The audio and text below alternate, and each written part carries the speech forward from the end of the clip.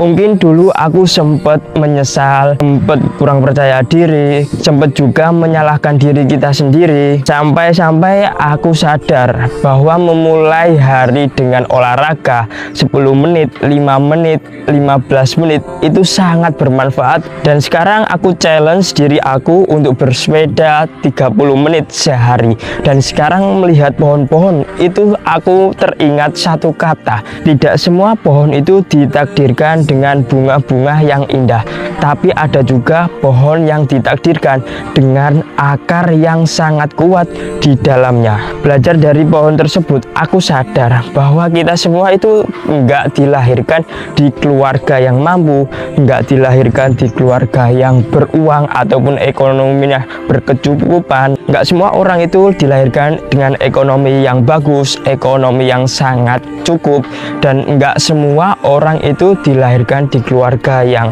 kaya raya. Enggak semua orang itu dilahirkan anak presiden, itu enggak semua.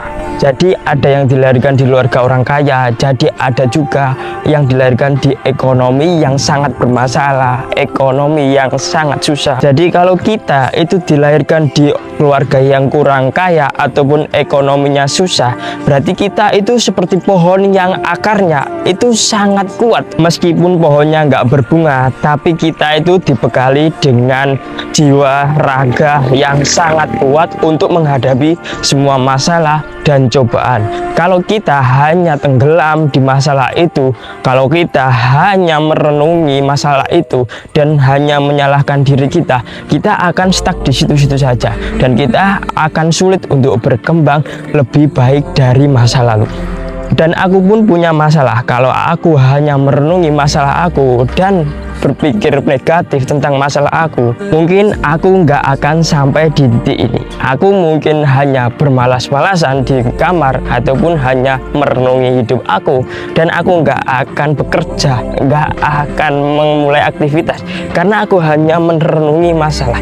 Tapi aku sadar aku punya masalah, aku harus menghadapinya, dan aku harus melewati semua ini. Mungkin di tahun lalu aku hanya rebahan, hanya merenungi masalah, hanya menyalahkan diri sendiri. Tapi di tahun ini aku ingin berubah dan aku ingin melewati semua masalah sedikit demi sedikit. Karena masalah itu nggak bisa dilewati secara instan, karena hidup itu nggak cuman hitam dan putih. Kita harus melewati semua ini sedikit demi sedikit, melangkah pelan-pelan nggak apa-apa. Yang penting nanti sampai ujung, dibanding kita hanya rebahan dan hanya merenungi nasib kita, hanya menyalahkan diri kita sendiri, mending kita sedikit demi sedikit perlahan